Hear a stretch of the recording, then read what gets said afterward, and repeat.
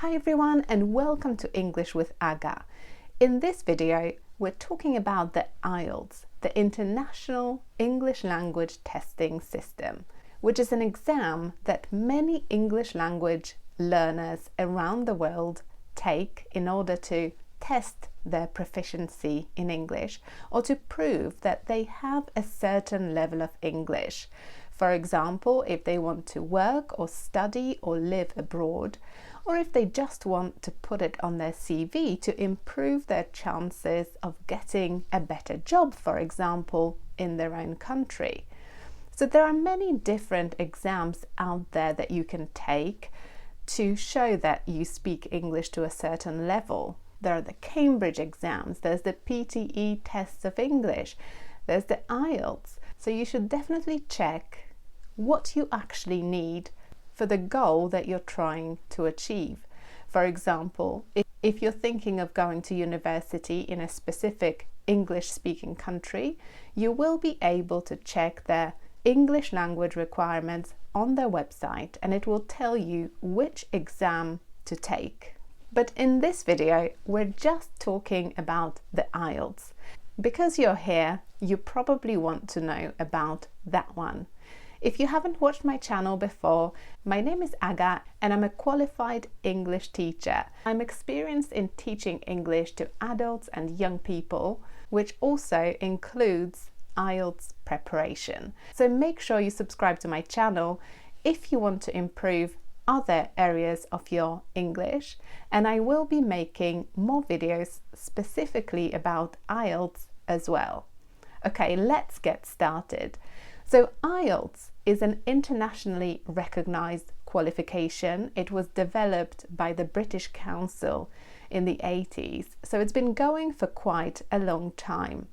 The British Council website is actually a really good source of information if you're looking for information about the IELTS exam.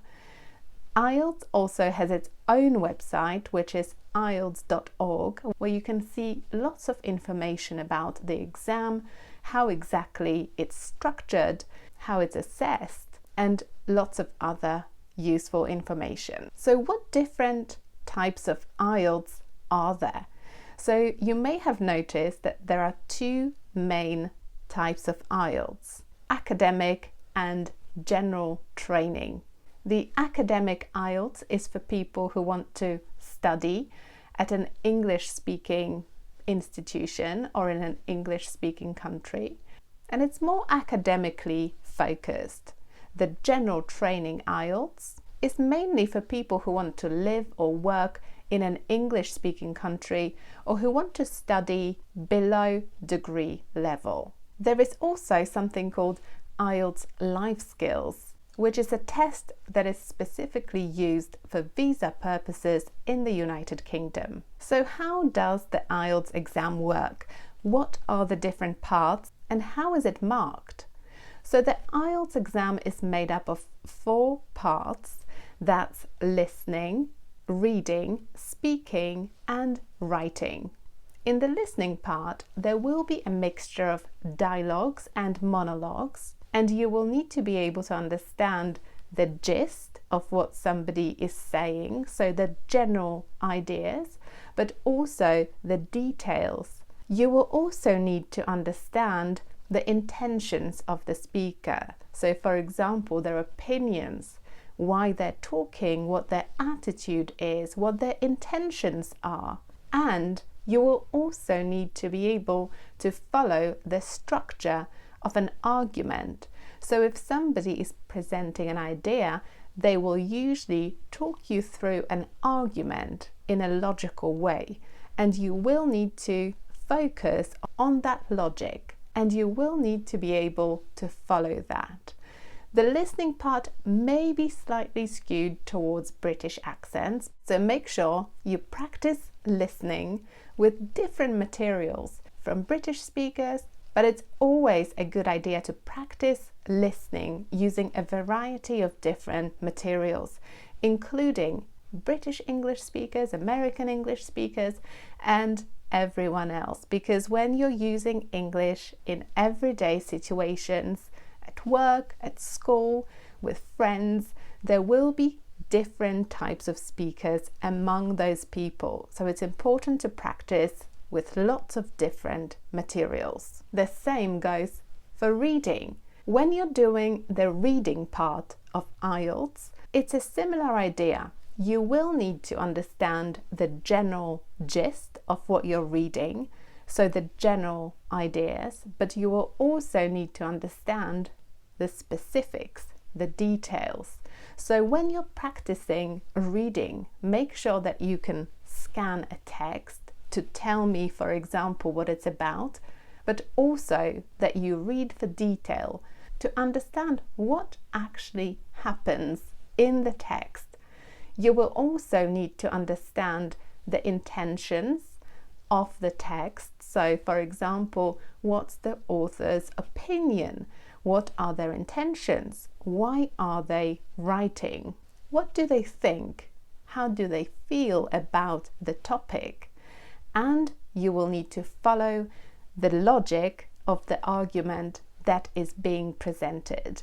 So, following the structure and the logic of it. In the writing part of the exam, the structure will depend on whether you're taking the academic IELTS or the general training IELTS.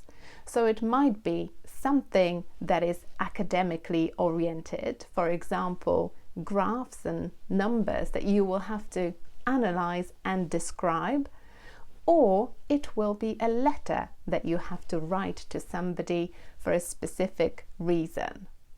In the speaking part, you will be speaking to a trained examiner, somebody who is going to ask you very specific questions.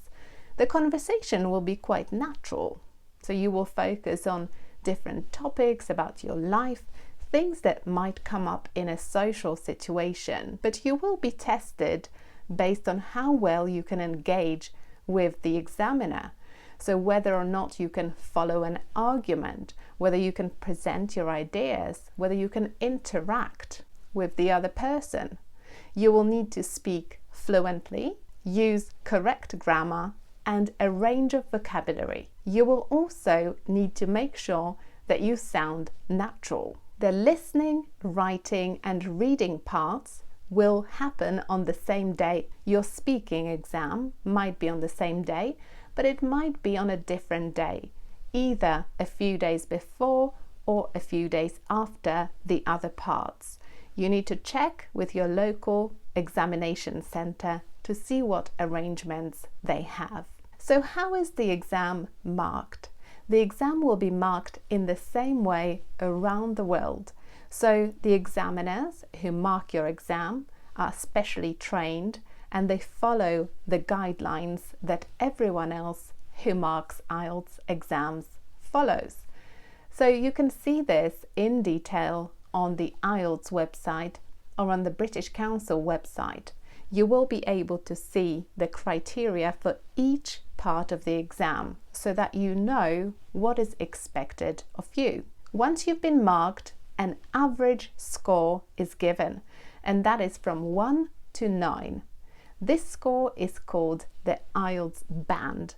So number 1 means that somebody is not able to use English, and number 9 means that they are an expert user of English. But make sure that you see the full descriptions on the IELTS website. So how do you take the IELTS exam and how much does it cost?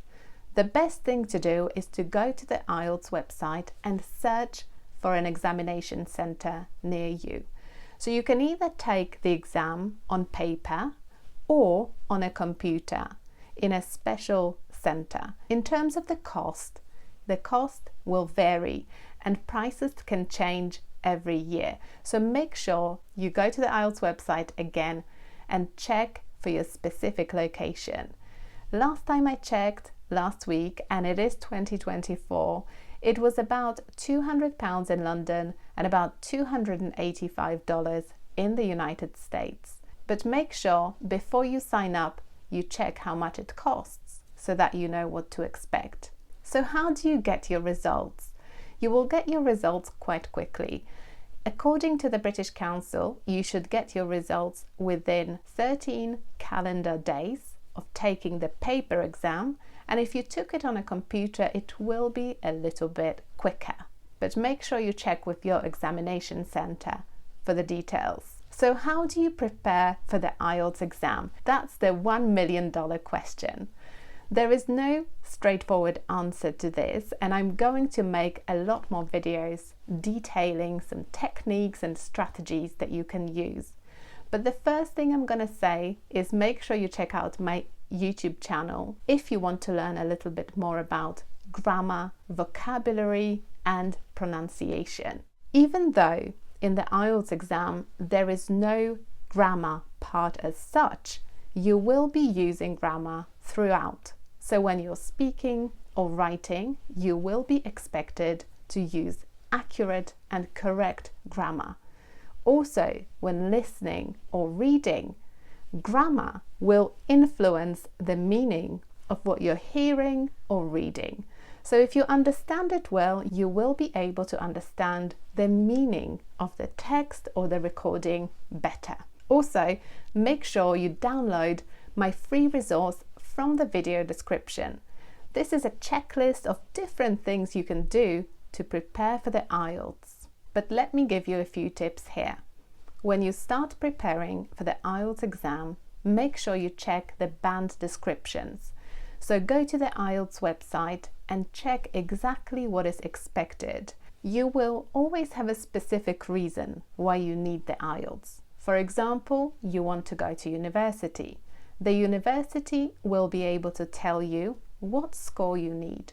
So start with that score. What is it that you need to do to reach that? If you have an English teacher already, make sure they know that you're preparing for the IELTS, because there will be specific things you need to focus on. The IELTS is an expensive exam, so you want to make sure that you pass it when you take it. You don't want to be retaking it several times, because that can be really costly. I would strongly recommend that you make a study plan. Think about your week and think about a schedule that allows you to study for each of the 4 components equally. So make sure that you allocate time to reading practice, listening practice, speaking practice, and writing practice. Also, spend some time learning grammar, and my YouTube channel is great for that. You might also want to book your test now so that you've got something to aim towards. Because when we don't have a specific deadline, it's easier to procrastinate and it's a little bit more difficult to get motivated. So if you book your exam now, then you can work towards that date. There's lots of practice materials that you can access online. There's some free stuff available through the British Council, and there's also materials that you can buy if you just Google IELTS practice tests. There's lots of stuff out there. But in terms of preparing day to day, you can also use things that are available online. So with my students, whenever I teach IELTS, I tend to use real life materials, such as the BBC News website, for example, which has lots of free reading material. There will be lots of phrases and ways to link your thoughts together that you can learn from reading news articles. Another way to practice is to use YouTube videos on topics that you're really interested in. So you can practice listening by watching an interview or a news story, or just your favorite blogger talking about an interesting topic. Consider how you can practice speaking. So you can, of course, talk to yourself. You can pretend that you're presenting something, or that you're a famous person giving an interview on TV. Or you can find a local community around you. Maybe in your city there's a number of people who are preparing for the IELTS exam. So you can always try and find them on social media or in local groups and see whether you can meet up and practice together, or just connect online and talk to each other. Anyway, I'll be making more videos with more details and more tips about how to prepare for the IELTS exam. But for now, I hope you found this video useful. Make sure you download your free resource from the video description and subscribe to my channel because I've got lots of videos about grammar and vocabulary that you can benefit from for general English, but also for preparing for the IELTS exam. So thanks for watching, and I'll see you soon. Bye!